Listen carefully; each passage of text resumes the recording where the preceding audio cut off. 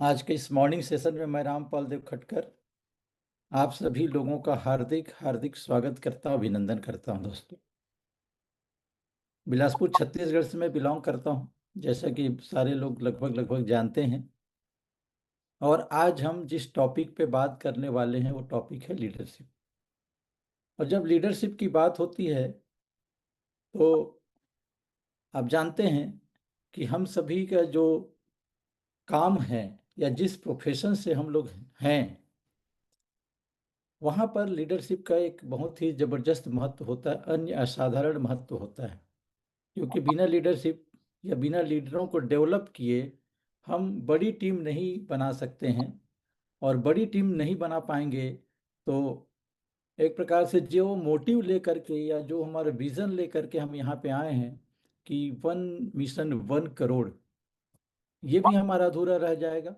और साथ ही पर्सनल जो आप अपने लिए टारगेट लिए होंगे कि पर्सनली आपने अपने टीम के माध्यम से कुछ अचीवमेंट करने का जो डिसाइड किया होगा, कुछ आपने सपने डिसाइड किए होंगे, वो भी बिना टीम के संभव नहीं है दोस्तों। क्योंकि जिसके पास जितनी बड़ी टीम, हम कह सकते हैं उसका उतना बड़ा इनकम। तो यहाँ पर जब बात करते हैं लीडरशिप की, तो सीधा सीधा ये बात है कि जो व्यक्ति काम करने के लिए बेहतर लोगों को विकसित करता है ना, क्या करें, जो व्यक्ति काम करने के लिए बेहतर लोगों को विकसित करता है, वास्तव में वो लीडर होता है। और ये कथन जो है मेरा नहीं है, मैक्सवेल जी का ये कथन है कि जब हम बेहतर लोगों को या बेहतर तरीके से लोगों को एक लीडर के रूप में विकसित कर देते हैं, बनाते हैं, तो समझ लीजिए हमारा वहाँ पे क्या होता है, बेहतर परिणाम भी आता है ना। और लीडर का मुख्य काम क्या है? सोचना। और लीडरशिप की बेहतर तैयारी किसके द्वारा होगा? जब सोचने का हम काम करेंगे, बेहतर तरीके से सोचने का काम करेंगे, मतलब उसके लिए हमको चिंतन करने की आवश्यकता होगी। तो चिंतन के द्वारा, एक अच्छी सोच के द्वारा हम अपने टीम को एक अच्छी तरह से डेवलप कर सकते हैं। और जो भी व्यक्ति क्या है, एक अच्छा लीडर कौन बन सकता है? मतलब जो स्वार्थी व्यक्ति कभी भी एक अच्छा लीडर नहीं बन सकता। तो हमको क्या है, स्वार्थ का छोड़ करके पूरे टीम के बारे में जब हम बात करेंगे, टीम के लिए हम जब सोचते हैं, टीम को हम जब एक सूत्र में पिरोने की बात करते हैं, तब हम कह सकते हैं कि हम एक बेहतर लीडर के रूप में अपने आप को स्थापित कर पाएंगे दोस्तों। तो आज हम इन्हीं चीज़ों पर थोड़ा सा चर्चा करेंगे। और चलिए मैं अपना एक स्क्रीन शेयर करता हूं कि जिन चीज़ों पर आज हम बात करेंगे, कुछ कहानियों के माध्यम से मैं अपनी बातों को आपके सामने रखने का प्रयास करूंगा। और यहाँ पे हम देखते चलते हैं, देख रहे हैं कि एक छोटी सी कहानी है। मैं सोचता हूँ सभी को ये बातें पता होंगी, है ना। इसका शीर्षक है तितली से सीख। जो तितली है, जो इतनी रंग बिरंगी तितलियां होती हैं, और तितली को देखना, और उसको बचपन में हम सब तितलियों के पीछे भी भागा करते थे उसको पकड़ने के लिए। और कभी तितली मुट्ठी में आ जाती थी तो कितना खुश होते थे, क्योंकि तितली को पकड़ना इतना आसान नहीं होता है। तो यहाँ पर तितली है जो हमको बहुत सारी सीख देती है।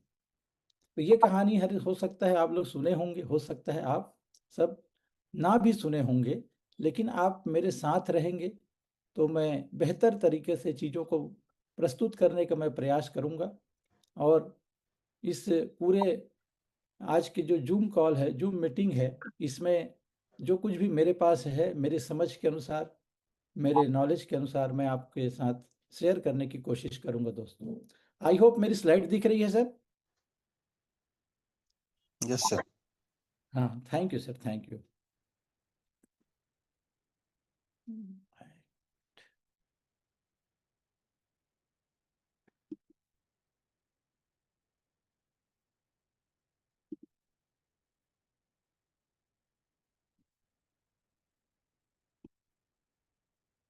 हाँ, तो ये जैसे आप देख पा रहे हैं दोस्तों कि एक छोटी सी कहानी तितली के माध्यम से, कि क्या लिखा है देखिए। एक दिन एक कीट कोश के ऊपर छोटा सा एक छेद नजर आया। एक व्यक्ति बैठे बैठे कई घंटों उस तितली को देखता रहा जो उस कीट कोश से निकलने का प्रयास कर रही थी। फिर हम देखते हैं कि आगे उस व्यक्ति को फिर ऐसा लगने लगा कि मानो उस तितली ने अब क्या कर दिया है, प्रयास करना बंद कर दिया है, और ऐसा लगा जैसे वह इससे अधिक प्रयास नहीं कर सकती थी, इससे आगे नहीं बढ़ सकती थी। थोड़ा सा इसको समझते जाइएगा, फिर इसके बाद हम इसके ऊपर थोड़ा चर्चा करेंगे। इसलिए उस व्यक्ति ने क्या किया, तितली की मदद करने का निश्चय किया। उसने कैंची लाकर कीट को उसको खोल दिया। फिर तितली आसानी से बाहर आ गई, पर उसका शरीर कमजोर हो गया था तथा उसके पंख छोटे और कुम्हलाए हुए थे। वह व्यक्ति तितली को देखता रहा, क्योंकि उसे लगा कि किसी भी क्षण तितली के पंख खुल जाएंगे, मजबूत हो जाएंगे और तितली के शरीर को सहारा दे पाएंगे। परंतु ऐसा कुछ भी नहीं हुआ, और जीवन भर तितली के पंख कुम्हलाए हुए ही रहे और शरीर भी कमजोर ही रहा। वह जीवन में कभी उड़ नहीं पाई। तो यहाँ तक का जो स्टोरी है, आप यहाँ समझते हैं कि किस प्रकार से जो ये 4 स्लाइड अभी हमने देखा, तो स्वाभाविक से यही चीजें कई बार हम लोग अपने जीवन में भी गलतियां करते हैं। और विशेष करके जब हम अपने इस सिस्टम बिल्डिंग की बात करते हैं, टीम बिल्डिंग की बात करते हैं, तो वहां पर भी क्या करते हैं, हम कई बार अपने टीम में कुछ इसी प्रकार की गलतियों को दोहराते हैं। क्योंकि हम सब जानते हैं कि हमारा क्या है, एक मजबूत टीम बनाने का काम है। अपने बिजनेस को आपको ऊंचाइयों पर लेकर के जाना है, तो आपको टीम के साथ काम करना होगा। और टीम के साथ जब हम कई बार काम करने जाते हैं, तो कई बार क्या होता है कि हम देखते हैं कि कोई व्यक्ति जो नया नया आया है, हम उसको सिखाने की कोशिश करते हैं, बताने का प्रयास करते हैं, पूरा सिस्टम को समझाने का प्रयास करते हैं। लेकिन है ना, स्टार्टिंग में आप देखते हैं कि शुरू में हम उनको क्या है, उनके लिए प्लान बताने जाते हैं, उनके लिए फॉलो अप करने जाते हैं, और उनके लिए वो सारा चीज हम करते हैं जो इस बिजनेस को बिल्ड करने के लिए हम सबको जरूरत होती है। लेकिन कई बार क्या होता है, वो व्यक्ति हमारे ऊपर इतना ज्यादा निर्भर हो जाता है कि वो बाद में भी इन चीजों को सीख नहीं पाता है।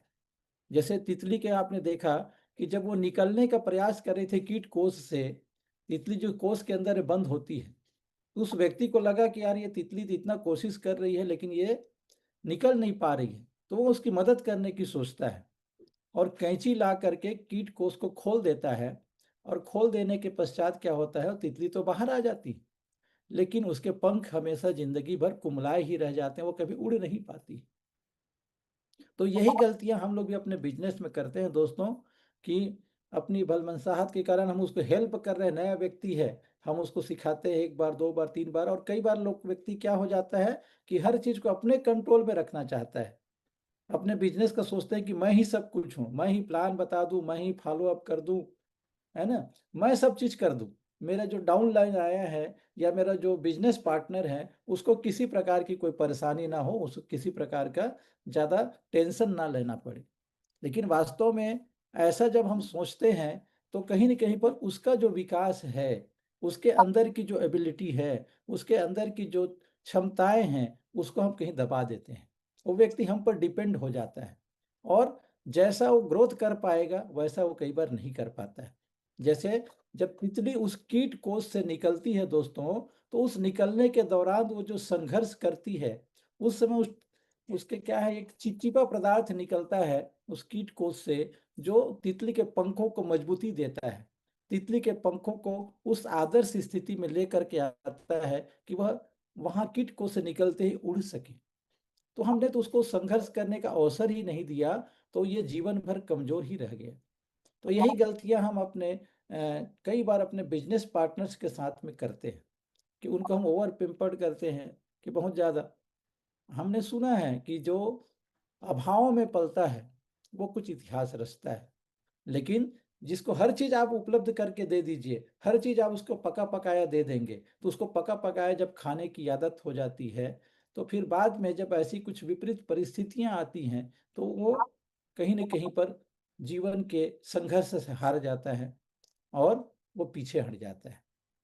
तो हमको हमेशा ध्यान रखना है कि कभी भी हम अपने जो बिजनेस पार्टनर्स हैं, उनके साथ में उसको सिखाने तक जरूर हम उनके साथ रहे, 1 प्लान 2 प्लान 3 4 5 प्लान तक हम उसके साथ में रहते हैं, लेकिन साथ ही साथ उसको सीखने के लिए भी हमको प्रेरित करना है कि भाई, जब तक तू बिजनेस का प्लान बताना खुद नहीं सीख जाता, मतलब तू इसका जब तक मालिक नहीं बनेगा। हम उसको सीखते हैं जब हम स्वयं प्लान बताने लगते हैं, हर चीज़ों को स्टेप बाय स्टेप हम करने लगते हैं, तब हम उसके ओनर बनते हैं। तो ओनरशिप जो मेंटेलिटी है वो हमको उसको सिखाना है। हम ही उसके, नहीं तो उसको क्या लगता है कि अरे मेरा तो आज लाइन नहीं है तो मैं कैसे प्लान बताऊंगा। आप कहीं बाहर गए हुए हैं तो आपके इंतजार में बैठा हुआ है, उसका काम वहीं पर रुका हुआ है। लेकिन चीज़ों को प्रॉपर वे में यदि हमने उसको सिखा दिया है, हम हैं या नहीं हैं उसके पास में, वो स्मूथली उन चीज़ों को कर पाएगा दोस्तों। तो ये गलतियां हमको अपने जीवन में नहीं दोहरानी है। आई होप मेरी बात यहाँ तक आपको समझ में आई होगी। आगे चलते हैं तो यही चीज बातें यहाँ पर समझ में आ रही है कि मनुष्य अपनी भल मनसाहत और दया करने के उद्देश्य के कारण यह बात समझ नहीं पाया कि कीट कोष से बाहर निकलने के संघर्ष के द्वारा ईश्वर तितली के शरीर से तरल पदार्थ को पंखों तक पहुंचाता है, जिससे वह कीट कोष से बाहर निकलते ही उड़ने में सक्षम हो जाए। तो यही बताया जा रहा है कि कभी कभी संघर्ष ही हमारे जीवन के लिए आवश्यक है, और यदि ईश्वर हमें किसी प्रकार की अड़चन ना दे तो हम शक्तिहीन हो जाएंगे। हम उतने शक्तिशाली नहीं हो पाएंगे जितने कि हम हो सकते थे। हम कभी उड़ नहीं पाएंगे। तो उड़ने के लिए हमको क्या है, सीखना जरूरी है। किसी भी चीज को करने के लिए उस तरह से प्रॉपर वे में, जैसे यहाँ पे उड़ने की बात करिए, हम जीवन में भी यदि उड़ान भरना चाहते हैं, जीवन में भी हम जिस चीज को पाना चाहते हैं, जो भी हमारी सपने हैं, ड्रीम्स हैं, अपने खुद के लिए, अपने फैमिली के लिए, अपने समाज के लिए, अपने देश के लिए, है ना, तो उन सब चीजों को जब तक हम नहीं पा सकते, जब तक हमारा जो एटीट्यूड है, हमारा जो नजरिया है उसको सीखने का ना हो, तो हम जब सीखने लगते हैं तभी हम क्या है, उड़ने की दिशा में आगे बढ़ते हैं दोस्तों। तो यहाँ पर देखिए, ईश्वर के ऊपर कई बार हम दोष देते हैं, कई बार हम प्रयास करते हैं, जब असफल हो जाते हैं, है ना। ये तितली भी कह सकती थी कि अरे क्या भगवान, तूने मुझे कैसा बना दिया, मैं उड़ ही नहीं पा रहा हूँ, है ना। जैसा हमारे साथ भी होता है, कई बार हम चीज़ों को करने की कोशिश करते हैं, लेकिन प्रॉपर वे में हम सिस्टम से उसको करते नहीं हैं, सीखे नहीं होते हैं, और हम फेल हो जाते हैं। और फिर वहाँ पर हम ईश्वर को दोष देना शुरू कर देते हैं कि क्या भगवान, मेरे ही किस्मत, मेरे ही साथ ऐसा होना था।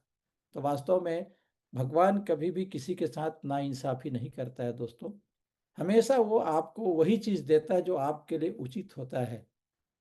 हम जो मांगते हैं वो नहीं देता है, लेकिन हमारा जो व्यक्तित्व जिससे निखर कर सामने आए वो सारा चीज देता है। तो यहाँ पर देखिए, कह रहा है कि मैंने ईश्वर से शक्ति मांगी, उसने मुझे शक्तिशाली बनने के लिए समस्याएं दी।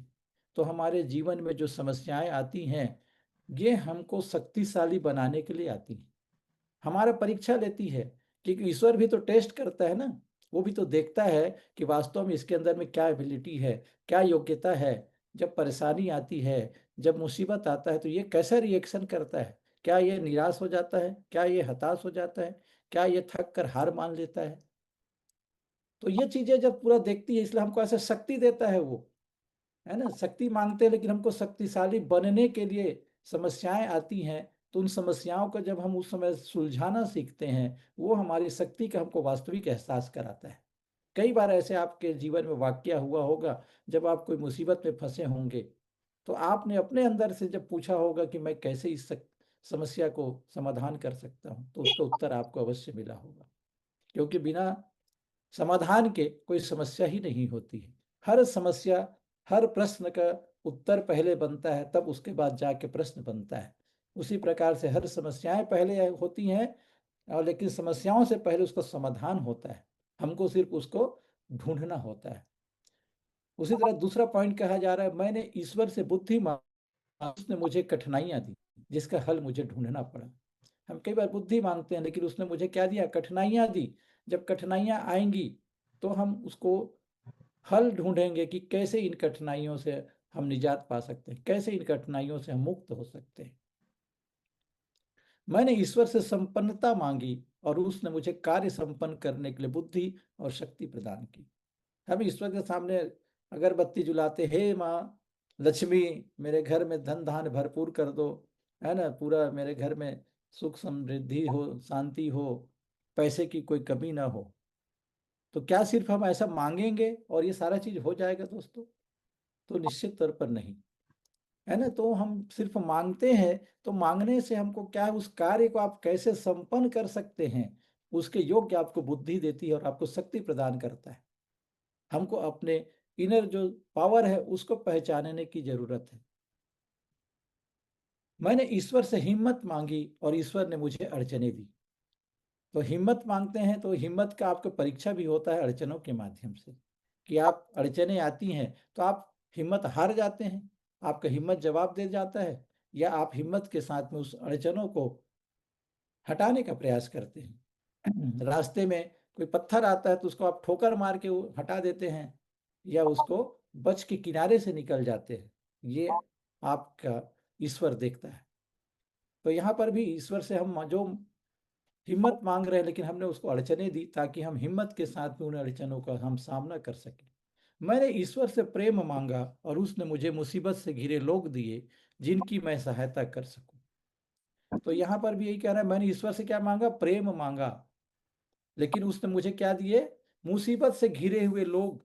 यदि हम इस तरह मुसीबत में फंसे किसी व्यक्ति की हम मदद नहीं कर पाएंगे, उनकी सहायता नहीं कर पाएंगे, उनके प्रति हमारे मन में यदि कोई प्रेम नहीं है, तो हम फिर ईश्वर से कैसे प्रेम कर पाएंगे। क्योंकि प्रेम तो ईश्वर का दिया हुआ सबसे अनमोल तोहफा है, और हम अपने पड़ोसी से प्रेम नहीं कर पा रहे हैं, अपने डाउन लाइन से प्रेम नहीं कर पा रहे हैं, अपने अप लाइन की हम इज्जत नहीं कर पा रहे हैं, अपने सिस्टम से हम प्रेम नहीं कर पा रहे हैं, तो फिर कैसे हम कह सकते हैं कि हम इसके पाने के हकदार हैं। तो यहाँ पर जो चीज़ हम वास्तव में मांगते हैं वो हमको नहीं मिलता है। तो मैंने ईश्वर से सहायता मांगी और उसने मुझे अवसर दिए। सहायता मांगा तो उसने मुझे अवसर दिया, अपॉर्चुनिटी आपको मिलता है ना। जब भी हम कभी इस तरह के कुछ मुसीबत में घिरते हैं, भगवान से हम पूछते हैं, सहायता मांगते हैं, तो हमको कुछ न कुछ ऐसा अवसर दे देता है, जिस अवसर को यदि हम पहचान जाते हैं और उस अवसर में जो अपॉर्चुनिटी या जो अवसर छिपा उसको सही तरीके से इस्तेमाल करने लगते हैं, तो इनडायरेक्टली हम कह सकते हैं ईश्वर हमारी सहायता ही कर रही, सहायता ही कर रहे हैं। तो मैंने जो मांगा वो मुझे कुछ नहीं मिला, परंतु मुझे वो सब मिला जिसकी मुझे आवश्यकता थी।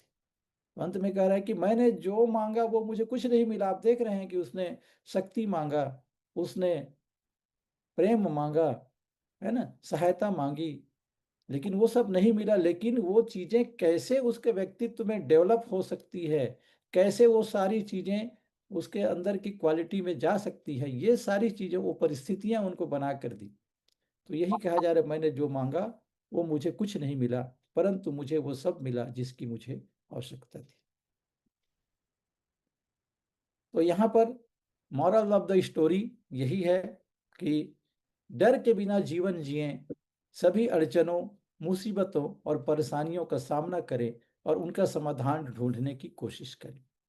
तो यही चीज हम जब कर पाते हैं अपने जीवन में, और यही चीज जब हम अपने टीम के लोगों को प्रॉपर वे में समझा देते हैं कि हमको क्या है, बिल्कुल डर के बिना फेयरलेस जिंदगी जीना है। फियर कहा जाता है ना, डर के आगे जीत है। तो वास्तव में वो हकीकत है कि हम जहाँ डरते हैं, लेकिन उस डर का जब सामना करते हैं और उसको, चुनौतियों को स्वीकार करने की कोशिश करते हैं, अड़चनों हैं, मुसीबत हैं, परेशानियां, इनका जब हम डट करके मुकाबला करते हैं, सामना करते हैं, उनकी समाधान करने की, ढूंढने की कोशिश करते हैं, तो वो हर चीज हमको मिलता है जो हम अपने जीवन में पाना चाहते हैं। तो यहाँ पर ये जो इस कहानी के माध्यम से मैंने आके छोटा सा एक यहाँ पे आपको बताने का प्रयास किया कि सारे समस्याओं का समाधान क्या है, कि हम फियरलेस जिंदगी जिए। अड़चने हैं, मुसीबतें हैं, परेशानियां हैं, ये सब हमारे धैर्य की परीक्षा करने के लिए आती हैं। हम कैसे उन परिस्थितियों से निपटते हैं, इस बात का परिचायक ये सारा चीजें हैं। तो हमें हमेशा समाधान के मूड में होना चाहिए। इसके बाद हम दूसरी बात करते हैं। आई होप ये बातें आपको समझ में आई होंगी जो मैंने आपके साथ में किया है। अब आगे एक और, जिसका मैं यहाँ पे दूसरी स्लाइड में आपको शेयर करने का भी यहाँ से कोशिश करता हूँ, फिर आगे मैं बात करूँगा।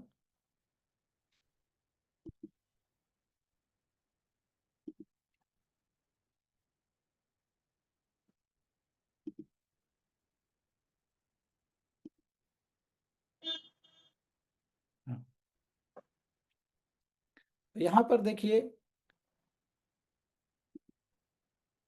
एक दूसरे, यहाँ पर हम छोटा सा नजरिया देखते हैं कि ये जो चीजें मैंने यहाँ पे आपसे चर्चा की कि टीम बिल्डिंग में क्या क्या चीजों का हमको ध्यान देना है, किस प्रकार से अपने डाउन लाइन के साथ में हमको उसको हमेशा सीखने वाले लर्निंग मोड में लेकर जाना है। हर प्रकार की जब भी कोई मुसीबत आए, परेशानी आए, सब चीज आए, तो हमको लर्निंग मोड पे यदि हम होते हैं, सीखने के लिए उसको प्रयास करते हैं, उन चुनौतियों का सामना करने का प्रयास करते हैं, तो हर चीज यहाँ पे संभव है। अब ये लर्निंग मोड या जो एटीट्यूड है उसके अनुसार ही हमारा होता है कि हम अपने किस प्रकार से उसको देख रहे हैं, हमारा दिस उस चीज को देखने का नजरिया क्या है, उसके अकॉर्डिंग जब हम बात करते हैं, तब हम जीवन में वो चीज पाना जो चाहते हैं, या एक बड़ा टीम बनाना चाहते हैं, बड़ा एक संगठन बनाना चाहते हैं, तो उसके लिए जो सबसे इम्पोर्टेंट चीज होती है वो है एटीट्यूड की, आपकी नजरिए की। क्योंकि आज हम जहाँ पर हैं, जिस जगह पे हैं, और जितनी भी सफलता हमको मिली है या जिस भी परिस्थिति में है, तो कहीं ना कहीं पर उसका सबसे बड़ा जो रोल है वो हमारे नज़रिए का है। और इन फ्यूचर हम जहाँ भी पहुँचेंगे, जहाँ भी जाएंगे, वहाँ पर भी जो रोल होगा दोस्तों, वो होता है हमारे नज़रिए का। तो यहाँ पर हम समझेंगे एक आइसबर्ग जो फिनोमिना है, हिमखंड के उदाहरण से इन बातों को भी हम समझने का प्रयास करेंगे कि कैसे जो चीजें हैं इन सब चीज को इफेक्ट करती हैं। तो यहाँ पे आप देख पा रहे हैं, how much do you see on of an iceberg, कि एक जो हिमखंड होता है जो समुद्र में तैरता हुआ होता है, तो समुद्र में ऊपर में जो हमको तैरता हुआ दिखाई देता है, तो वास्तव में हम उसके कितने हिस्से को देख पाते हैं। तो आगे चलते हैं, देखिए यहाँ पर बताया जा रहा है कि only 10% of any iceberg is visible, the remaining 90% is below sea level. तो किसी भी हिमखंड का केवल 10% हिस्सा जो होता है दोस्तों, वो कहाँ दिखाई देती है? ऊपरी लेवल पे, समुद्र तल के ऊपर दिखाई देता है। और 90% जो हिस्सा होता है वो समुद्र तल के नीचे होता है, जो इनविजिबल होता है, हमको जिसको हमको जो हमको दिखाई नहीं देता है। तो यही सेम चीजें हमारे जीवन में भी लागू होता है दोस्तों, कि देखिए सी लेवल के ऊपर जो है, द सी आइसबर्ग में देखिए विजिबल एबो सी लेवल, वो कितना 10% हिस्सा होता है, और 90% हिस्सा जो होता है वो कहाँ पे होता है? समुद्र तल के नीचे होता है, जो हमको इजी वे में दिखाई नहीं देता है। इसी के चलते आपने देखा होगा कि जैसे टाइटेनिक जो जहाज है, वो समुद्र में जब आइसबर्ग से ही टकरा करके वो समुद्र में डूब गया था, तो वो छोटा सा दिख रहा था जो हिमखंड का गुड़ा, और अचानक वो आया, उसे टकरा के बहुत बड़ा हिस्सा, 90% हिस्सा नीचे होता है। तो यही चीजें हमारे जीवन में लागू होती है, कि कह रहा था iceberg phenomena is also applicable on human being, कि हम सब इंसान हैं, तो हमारे ऊपर में भी यही जो आइसबर्ग हिमखंड का जो सिद्धांत है हमारे जीवन में भी लागू होता है। कैसे हमारे जीवन में लागू होता है और इससे हम क्या सीख सकते हैं, इन सब चीज़ों को आइए आगे के स्लाइड में देखते हैं। यहाँ पर देखिए कि जो सी लेवल में नॉन टू अदर्स, जो दूसरे व्यक्ति हैं, है ना, हमारे व्यक्तित्व में क्या क्या चीजें हैं, किसी व्यक्ति में, या कोई लीडर है जब अपने टीम बिल्डिंग करने जाता है, तो वो जो बाहरी तत्व हैं या बाहर के लोग उसका क्या देख पाते हैं? तो उसका क्या देखते हैं? Knowledge and skill. जो दिखाई देता है सिर्फ क्या होता है? हमारा नॉलेज होता है और हमारा स्किल होता है। और सबसे जो बड़ा 90% हिस्सा देखिए कहाँ पर है? सी लेवल के नीचे, वो है हमारा एटीट्यूड। तो नॉलेज हमारे पास कितनों भी ज़्यादा हो, हमारे पास एक से एक उस बिजनेस डेवलपमेंट की स्किल भी क्यों ना हो, लेकिन ये सिर्फ कितना हिस्सा है पूरे पूरे बिजनेस का, इस इफेक्ट करता है, ये 10% ही सिर्फ इफेक्ट करता है दोस्तों। लेकिन जो सबसे ज़्यादा इफेक्ट करता है वो है हमारा एटीट्यूड। और एटीट्यूड हमारा कैसा होना चाहिए? दूसरे शब्दों में यदि हम बात करें, इन अदर वर्ड्स, तो जो ऊपर का हिस्सा है वो दिखाई देता है, वो होता है हमारा बिहेवियर, है ना, हमारा जो नॉलेज है, हमारा जो स्किल है, उससे मिल करके बनता है हमारा बिहेवियर, आपका व्यवहार, है ना। व्यवहार क्या होता है ना, जिसको हम कहते हैं कि जो बाहरी जो वातावरण है या बाहर जो परिस्थितियां होती हैं, उन परिस्थितियों के अकॉर्डिंग हम जो प्रतिक्रिया देते हैं, हम जो रिएक्शंस देते हैं, वो हमारा व्यवहार कहलाता है। तो जैसी परिस्थितियां होती हैं, जैसे परिस्थितियां बनती है, और उसके लिए जिम्मेदार बहुत सारी चीजें होती हैं। हमारा जो आसपास का परिवेश है उससे मिल करके बनता है हमारी बाहरी जो प्रतिक्रियाएं हैं। जैसे हम कई बार क्या है, कुछ होता है तो चिल्लाते हैं, कई बार रोते हैं, दौड़ना है, कुछ चीजों को फेंक देना।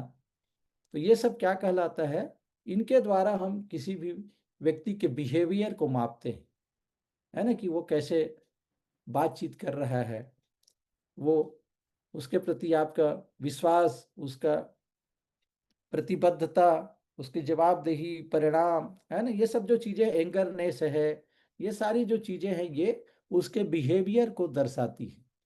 जबकि जब एटीट्यूड की बात की जाती है, वो है आपका देखिए values, standards, judgements, motives, ethics and belief. तो ये एक एक चीजें, एक एक वर्ड इतना ज्यादा इंपॉर्टेंट है, एक एक वर्ड के ऊपर में ही बात की जाए तो घंटों घंटों लग सकता है दोस्तों। तो मैं थोड़ा थोड़ा इनके बारे में, वास्तव में पूरा कंप्लीट मिल करके जो हमारा एटीट्यूड बनता है, हमारा जो नज़रिया, मैंने पहले ही कहा कि जो हमारे जो वैल्यूज़, वैल्यूज़ की बात करते हैं तो वैल्यूज़ मीन्स क्या, वैल्यूज़ को हम कहते हैं मूल्य कह सकते हैं, हमारी मान्यताएं कह सकते हैं, आदर्श कह सकते हैं, गुण, है ना, या जो भी हम चीज़ मूल्यांकन करते हैं या किसी का वैल्यू करते हैं माने कदर करते हैं। तो ये वैल्यूज माने हम अपने जीवन के लिए किस वैल्यू को, क्या मूल्य निर्धारित करते हैं इस संसार में, हमारा क्या मूल्य है, या हमारी अपनी क्या मान्यताएं हैं, उनके ऊपर आपका एटीट्यूड निर्भर करता है। आप अपने जीवन के लिए क्या आदर्श स्थापित करते हैं, ये सारा चीज कहलाता है आपकी वैल्यूज में, है ना। आपको अपने अंदर देखने का आपका नजरिया क्या है, आप अपने आप को किस योग्य समझते हैं, ये आपके वैल्यूज डिसाइड करते हैं। उसी प्रकार से स्टैंडर्ड की जब बात की जाती है, स्टैंडर्ड मीन्स होता है मानक। जब हम बिजनेस की बात करते हैं तो आप अपने लिए क्या मानक सेट किए हैं, कौन सा पैमाना आप अपने लिए तय करते हैं कि आपको जाना कहाँ है, कि आपका टारगेट क्या है। ये जब मानक आपके पास सेट होगा, और उस मानक को पाने के लिए अगला जो चीज होता है वो होता है दोस्तों जजमेंट्स। जजमेंट्स मीन्स होता है आपका विवेक, है ना, कि हम किसी को जज करते हैं तो जज कैसे करते हैं किसी भी व्यक्ति को, हम हमारे विवेक के अनुसार। विवेक माने क्या होता है कि सही और गलत में फर्क करने की जो क्षमता है वो है विवेक। सिर्फ सोचने की क्षमता नहीं, बल्कि सही क्या है और गलत क्या है, जिसको हम जब बेहतर तरीके से समझ लेते हैं और उसमें दोनों में अंतर करना जब सीख जाते हैं तो वास्तव में वो हमारा एक जजमेंट होता है ना। और जजमेंट करते समय क्या है, हम कई बार पक्षपात पूर्ण जजमेंट करते हैं। सोचने का तरीका, हम जिसको पसंद करते हैं उसके प्रति हमारा देखने का नजरिया कुछ और होता है, उसके प्रति हमारा जजमेंट कुछ और होता है। तो ये जो सारी चीजें हैं कहीं ना कहीं पर ये सब निर्भर करता है, हमारे पूरे पूरे व्यवहार को दर्शाता है। उसी प्रकार से आप देख रहे मोटिव्स क्या है, इथिक्स, इथिक्स मीन्स आपके नीति, आप किस नीति का पालन करते हैं जीवन में आगे बढ़ने के लिए, आप क्या गलत नीतियों को अपनाते हैं, आप बिना इथिक्स वादी इंसान है क्या, या आपके कुछ ऐसा सैद्धांतिक रूल है, कुछ नीति है जिसके तहत आप क्या है इस बिजनेस को कर रहे हैं, या मन लग गया, जब तक ये मन लग गया तब किए, और मन लग गया तो और कुछ कर दिए। तो ये नीति, इथिक्स आपके बहुत ज़्यादा मायने रखते हैं दोस्तों, जब भी हम टीम बिल्डिंग कॉन्सेप्ट पे काम करते हैं। क्योंकि लोग जो है हमारे, वो सिर्फ क्या है हमारे व्यवहार को देखते हैं और उसके अनुसार हमारा आकलन करते हैं। लेकिन आपका यदि एटीट्यूड सही होगा, आपका नज़रिया सही होगा, और आप अपने जीवन में एक इथिक्स, एक मूल्य को फॉलो करेंगे, तो आपकी टीम भी उसी प्रकार से आपको रिस्पेक्ट करेगी, आपकी टीम भी आपकी उतनी ही वैल्यू देगी। और होता है बिलीव्स, बिलीव्स मीन्स होता है आपका विश्वास, कि क्या इस बिजनेस को लेकर आपका विश्वास कितना दृढ़ है, क्या आपको मेजरमेंट पे, स्टेटमेंट पे कितना भरोसा है। विपरीत परिस्थितियां भी आती हैं तो क्या आप किस प्रकार से उसको, उस पहले जो स्लाइड में मैंने बताया था कि जितनी भी चुनौतियां आती हैं, परेशानियां आती हैं, सब हमारे टेस्टिंग के लिए आती है। भगवान भी देखता है, टेस्ट करता है कि वास्तव में आप जिस चीज़ को पाना चाहते हैं आप उसके वास्तविक हकदार हैं या नहीं है। तो यहाँ पर बिलीफ्स की जब बात होती है। तो ये कंप्लीट जो सी लेवल में है 90% हिस्सा ये हमको दिखाई नहीं देता है, लेकिन हम सिर्फ देख पाते हैं किसी भी व्यक्ति का बिहेवियर, है ना, कि वो क्या कर रहा है, कैसे वो लोगों के साथ में व्यवहार करता है ना, उसका व्यवहार कैसा है लोगों के प्रति। तो ये जो सारी जो चीज़ें हैं, कहीं न कहीं पर सब मिल करके वो हमारे एटीट्यूड के माध्यम से ही हमारा बिहेवियर वहाँ पर रिफ्लेक्ट होता है। यदि हमारा ये जो नीचे के एटीट्यूड वाला हिस्सा सही नहीं होगा, तो कभी भी कह लीजिए हमारा जो बिहेवियर है लोगों के सामने उस प्रकार का नहीं होगा जैसा हम उनके सामने अपने को प्रस्तुत करना चाहते हैं। क्योंकि आपके बिहेवियर बता देता है दोस्तों कि आपके अंदर में क्या मॉरल्स है, आपके अंदर में क्या अच्छाई है, क्या बुराई है, आपके चीज़ों को देखने का आपका नज़रिया क्या है। तो यहाँ पर देखिए, जब इम्पैक्ट होता है यही चीज़ है कि जो ये एटीट्यूड है ये सभी का इम्पैक्ट हमको दिखाई देता है बाहर ऊपर में बिहेवियर। तो मूल बेसिक में क्या है, हमारा बेस में हमारा एटीट्यूड ही है, और बिहेवियर तो बाद में बनते हैं, एटीट्यूड का ही परिणाम होता है हमारा बिहेवियर। तो व्हाट मेक्स यूर लाइफ 100%, तो ये सभी है, इसको आप जानते होंगे कि यदि हम यहाँ पे अल्फ़ाबेट के जो 26 लेटर हैं उसको हम इस तरह से अल्फ़ाबेटिकली ऑर्डर में जमाते हैं और उसको ए से लेके जेड तक को 1 टू लेके 26 नंबर में नंबरिंग देते हैं। तो यहाँ पे जैसे हम बात करते हैं स्किल की, जो हमारा ऊपर देखा है ऊपर लेवल है, जो हमारे बिहेवियर में हमको देखने को मिलता है स्किल, तो ये SKILLS, इसके स्पेलिंग को यदि हम नंबर के अकॉर्डिंग देखें और इसको हम 19, 11, 9, 12, 12 और 19, ये जो अंक हैं इसको हम जब जोड़ते हैं तो ये होता है टोटल 82। दूसरा जो हमको दिखाई देता ऊपर जो है वो है नॉलेज, इसको भी क्या ये 100% है? तो यहाँ भी देखते हैं ये भी सिर्फ 96% ही होता है। वहीं हम बात करते हैं हार्ड वर्क, हम कहते हैं ना कि हमको हार्ड वर्क होना चाहिए, अच्छा नॉलेज होना चाहिए, अच्छा स्किल होना चाहिए। तो ये सब चीज़ें वाकई में आपको 100% नहीं बनाती, इसकी भी वैल्यू होती, हार्ड वर्क होता है 98%। लेकिन व्हाट मेक्स यूर लाइफ 100%, तो वो है दोस्तों आपका एटीट्यूड। और एटीट्यूड यहाँ जो स्पेलिंग दिया हुआ ATTITUDE, और इसके स्पेलिंग के जो नंबर्स हैं उसको जब हम कैलकुलेट करते हैं तो ये होता है 100%। तो यहाँ पर सबसे जो प्रमुख चीज होता है हमारे जीवन में वो होता है दोस्तों हमारा एटीट्यूड। हम किस प्रकार की एटीट्यूड रखते हैं, हम चीज़ों को कैसे देखते हैं, और हम कौन कौन से इथिक्स का फॉलो करते हैं। तो यहाँ पे देखिए the benefit of A positive attitude, जब एटीट्यूड्स की बात की जाती है तो आप जानते हैं दो प्रकार के नज़रिया होता है, एक सकारात्मक और एक दूसरा नकारात्मक। सकारात्मक नज़रिया वाले ही लोग हैं पूरे दुनिया में, जो भी क्रांति लाए हैं, जो भी परिवर्तन हुए हैं, या जो भी आज इतना दुनिया में क्रांति आई है वो सब किसके कारण हुआ है, जो पॉजिटिव एटीट्यूड रखने वाले लोग हैं। नेगेटिव एटीट्यूड वालों ने आज तक कोई क्रांति नहीं की। तो पॉजिटिव एटीट्यूड यदि हमारा भी होता है कि कोई गिलास है जिसमें पानी है, तो आप किसी को वही गिलास क्या है आधा खाली दिखाई देता है और किसी को वही गिलास का पानी आधा भरा हुआ दिखाई देता है। तो ये हमारा देखने का उसका नज़रिया है कि यदि किसी को गिलास का पानी आधा खाली दिखाई दे रहा है तो कहीं ना कहीं पर आप बोलते हैं कि आधा खाली है, तो ये आपका एक नेगेटिव एटीट्यूड को दर्शाता है। जो नहीं है उसको आप देख रहे हैं लेकिन उसके अंदर है क्या उसको आप देख नहीं पा रहे हैं। जबकि आप बोलते हैं कि आधा भरा है, माने ये आपके पॉजिटिव एटीट्यूड को दर्शाता है। तो यहाँ पर पॉजिटिव एटीट्यूड्स यदि हम रखते हैं तो हमको इसके क्या क्या बेनिफिट्स होंगे।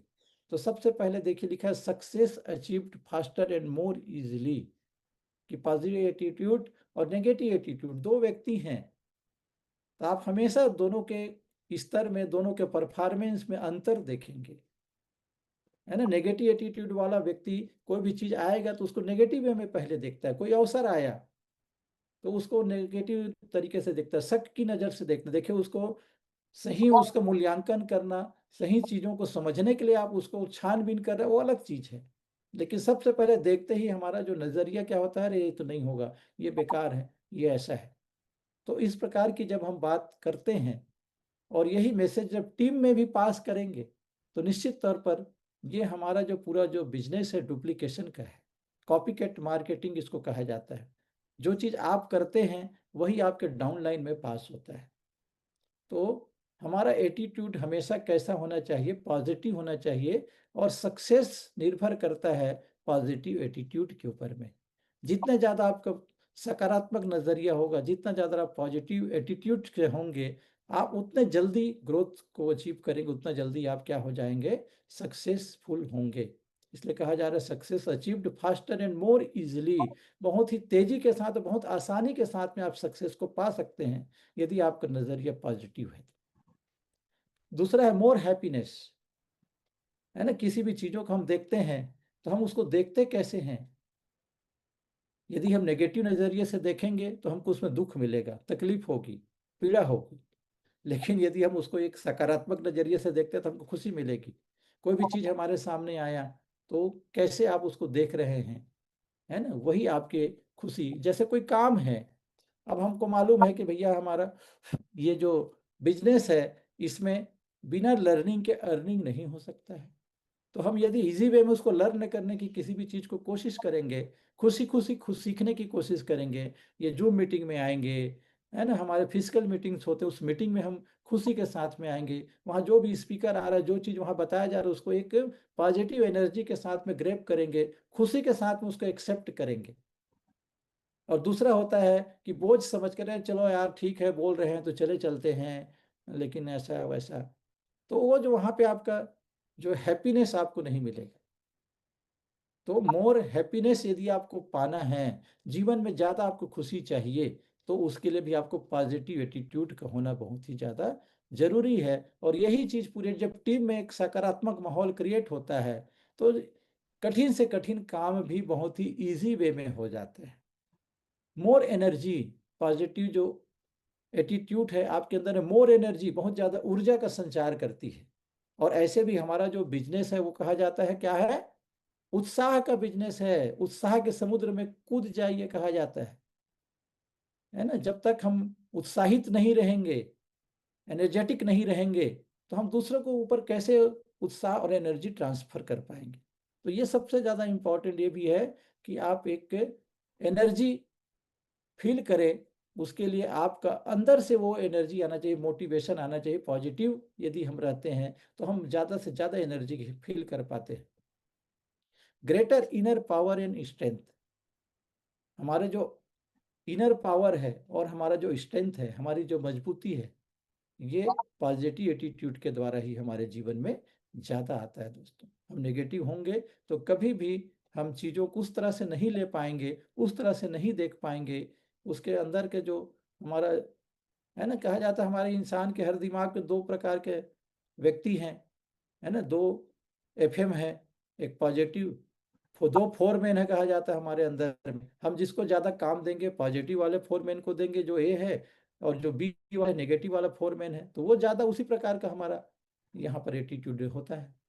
तो यहाँ पर greater inner power and strength, positive energy वालों को इसमें बहुत ज़्यादा फायदा मिलता है। The ability to inspire and motivate yourself and others, जब ये चीज़ आपके अंदर में होगी तभी तो आप दूसरों को भी मोटिवेट कर पाएंगे, दूसरों को इंस्पायर कर पाएंगे। अपने आप को भी तो आप इंस्पायर करेंगे ही करेंगे, साथ ही साथ दूसरे भी आपसे इंस्पायर होंगे, दूसरे भी आपसे मोटिवेट होंगे। नहीं तो आप ही नेगेटिव बात कर रहे हैं। जैसे आप, कोई गया है आपसे कुछ समस्या की बातचीत करने के लिए, आप उसका समाधान बताने के बजाय आप ही और उससे नेगेटिव बात करने शुरू कर देते हैं, तो क्या होगा? वो व्यक्ति और ज़्यादा डिप्रेस हो जाएगा, और ज़्यादा वो क्या हो जाएगा? नेगेटिव हो जाएगा। तो दुनिया में मैंने बताया कि जो भी बदलाव किए हैं पॉजिटिव लोगों ने ही किया, नेगेटिव लोगों ने कभी कोई बदलाव नहीं किया। तो यही है कि हम पॉजिटिव एटीट्यूड के साथ में रहते हैं तो हमारे अंदर में दूसरों को इंस्पायर करने की, दूसरों को मोटिवेट करने की जो एबिलिटी है, योग्यता है, उसका विकास होता है। और उसका जब विकास होगा तो हमारे अंदर पहले होगा, हम पहले अपने आप को मोटिवेट कर पाएंगे, हम पहले अपने आप को उन सिचुएशन से निगरने के लिए इंस्पायर कर पाएंगे, तभी हम दूसरों को कर पाएंगे। तो जब टीम बिल्डिंग करने की बात होती है तो ये बहुत ज़्यादा मायने रखता है कि आप कैसी ऊर्जा नीचे के लोगों को पास कर रहे हैं, पॉजिटिव एनर्जी दे रहे हैं या नेगेटिव दे रहे हैं, अच्छी चीज़ों का आप पास कर पा रहे हैं या कुछ बुरे चीज़ों को लोगों के सामने डिस्कस कर रहे हैं। Achieving your goals and attaining success, कि पॉजिटिव एटीट्यूड वाले लोग ही ज़्यादा से ज़्यादा जो उसके जो गोल्स हैं और उसको बहुत ही इजी वे में वो क्या कर पाते हैं, अचीव कर पाते हैं, और सक्सेस को वो अटेम्प्ट कर पाते हैं, सक्सेस उनके पास तेजी के साथ में आता है। और लाइफ स्माइल्स एट यू, जब इस प्रकार की जब आप बिहेवियर करेंगे, इस प्रकार का जब पॉजिटिव एटीट्यूड रखेंगे, तो जिंदगी आपके ऊपर मुस्कुराएगी, जिंदगी आपके ऊपर में प्रसन्न होगी। और जब जिंदगी प्रसन्न होगी आपके ऊपर में, आप प्रसन्न होंगे, तो लोगों का आप क्या है, प्रसन्नता ही तो बांटेंगे। पॉजिटिव एनर्जी जिसके पास जो होगा वही तो बांटेगा। किसी के पास यदि कूड़ा करकट है तो कूड़ा करकट ही बांटेगा, किसी के पास अच्छी चीज है तो अच्छी चीजों को ही बांटेगा।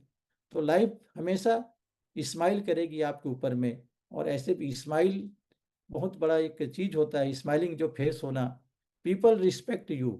तो ये जो सारी चीजें होंगी दोस्तों, तब लोग भी आपका सम्मान करेंगे, आपका इज्जत करेंगे, आपको एक सम्मान की नज़र से देखेंगे। तो ये जो सारी चीज़ों को जब हम अपने डाउन लाइन में कह सकते हैं, अपने टीम मेंबर्स में सही तरीके से पास ऑन कर पाते हैं, तभी तो हमारा टीम एक स्ट्रांग टीम के रूप में बिल्ड हो पाएगा। अन्यथा हम कुछ दिन बनाएंगे, फिर टीम अपने आप टूट जाएगी, फिर नया सिरे से बनाएंगे, फिर टूटेगी, फिर नए सिरे से बनाएंगे, फिर टूटेगी। जैसे हम कोई बड़ा महल बनाना चाहते हैं और उसके जोड़ाई करने के लिए हम सीमेंट के जगह में सिर्फ रेती का और उसको घोल करके जोड़ाई करना शुरू कर देंगे तो क्या होगा। हर एक वो तत्व चाहिए उस बिल्डिंग को बनाने के लिए, और पर्याप्त मात्रा में और सही मात्रा में होना चाहिए, तब जाकर के खूबसूरत इमारत या बिल्डिंग तैयार होती है, बड़ा सा महल बनता है। तो हम लोग क्या है, कोई छोटे मोटे काम के लिए नहीं आए हुए हैं दोस्तों, हम लोग एक बड़े विजन, बड़े मिशन को लेकर के आगे बढ़ रहे हैं। मिस्टर मिंट, उसका ये जो प्रोजेक्ट स्टेप मिंट, आप सब जानते हैं कि किस प्रकार से एक बड़ा विजन के साथ में काम कर रहा है। और टीम जिसके पास जितनी बड़ी होगी, ये टीम बिल्डिंग कॉन्सेप्ट में है, वो हमेशा दूसरों से आगे रहेगा। अभी जैसे मेरी टीम की मैं बात करूं, थोड़ा सा मैं इसको ना लेंगे, तो ये जैसे अभी ब्लॉकचेन की ही बात हो रही है। ब्लॉकचेन हमारा बहुत ही जल्दी क्या है, लाइव होने वाला है। और ब्लॉकचेन में वैलिडेटर और डेलीगेट्स, तो वैलिडेटर में यदि मैं अपनी बात करूं, तो क्या है, आज मेरा भारत क्या पूरा उस प्रोजेक्ट में नंबर 1 पे मेरा है वैलिडेटर के रूप में। मैं अपनी बड़ाई के लिए नहीं बता रहा हूँ इसको, मतलब ये बताने का कोशिश कर रहा हूँ कि मेरे टीम वाले कितना सपोर्टिव हैं। आज वहाँ पे लगभग 34 लाख, 34.5 लाख टोकन्स वहां पर लोगों ने स्टेक कर दिया है। तो ये कैसे संभव हुआ, मैं अकेले इसको कर पाता क्या, कभी नहीं कर पाता। ये टीम के ही पावर है, टीम के लोग ही हैं कि वो चाहते हैं कि भाई हमारा लीडर नंबर 1 पे रहे। तो उन लोग अपने तरह से पूरे टीम, मैं तो जानता भी नहीं हूँ, लगभग मैं खोल के देख रहा था तो वहां पे 225 लोगों ने मुझे वोट किया है। तो 225 लोग, और सब ये जानते हैं कि हम जितना ज़्यादा वोट कर रहे हैं तो भी हमारा परसेंटेज का जो लेवल है कम मिलेगा। फिर भी से उनके एक लीडर के ऊपर में जो भरोसा है, जो विश्वास है, वो उनको कहीं न कहीं पर पता चलता है। तो ये टीम में क्या है, डुप्लीकेशन हुआ है कहीं न कहीं पर, तो वो चीज़ें दिखाई दे रही। उसी प्रकार से जितने भी टीम वहाँ पे हैं जो टॉप 100 में हैं, तो वो सिर्फ अपने दम पे नहीं है, कहीं न कहीं पर टीम का उसके पीछे सपोर्ट है, टीम का रोल है। आज मैं यहाँ पर आप लोगों के सामने कुछ भी बोल पा रहा हूँ, तो ये जो ताकत है, ये जो क्षमता है, कहाँ से आती है, मेरे अंदर जो एनर्जी मेरी टीम से आती है। क्योंकि मेरी टीम में एक से एक ऐसा लोग हैं जो आज जबरदस्त तरीके से इस बिजनेस को प्रमोट कर रहे हैं, जबरदस्त तरीके से इस बिजनेस को एक पॉजिटिव नज़रिए के साथ में आज भी टिके हुए हैं और इसमें आगे बढ़ने के लिए प्रयासरत है। तो ये एक दिन में नहीं होगा दोस्तों, कोई भी टीम को बनाना एक दिन का खेल नहीं है ना। उस टीम को बनाने के लिए बहुत ज़्यादा आपको मेहनत करनी पड़ती है। तो यहाँ पर जो भी चीज़ें हैं बताने का मैंने आपको प्रयास किया। अंत में एक कविता के माध्यम से मैं अपनी वाणी को विराम दूंगा कि जो ख्वाहिश, इस कविता का शीर्षक है ख्वाहिश। डगमगाते हुए कदमों को एक सहारे की दरकार होती है, डगमगाते हुए कदमों को एक सहारे की दरकार होती है, कौन कहता है चांद सितारों की ख्वाहिश बेकार होती है। दिल से निकला हर सुर एक राग है, जोड़ सबको एक रागनी से, दिल से निकला हर सुर एक राग है, जोड़ सबको एक रागनी से, जिंदगी सितार होती है, कौन कहता है चांद सितारों की ख्वाहिशें बेकार होती है। हम सब चांद सितारे छूना चाहते हैं, पाना चाहते हैं, जीवन में उन ऊंचाइयों को पाना चाहते हैं जो एक सामान्य व्यक्ति के लिए सिर्फ एक सोच या एक सपना होता है। लेकिन हम लोग क्या सपनों को हकीकत में बदलने वाले लोग हैं, स्वप्न देखने वाले लोग हैं। और जब हम जिस चीज़ को देखने की क्षमता रखते हैं तो उसको पाने के यहाँ पर हमको एजुकेशन भी मिलता है।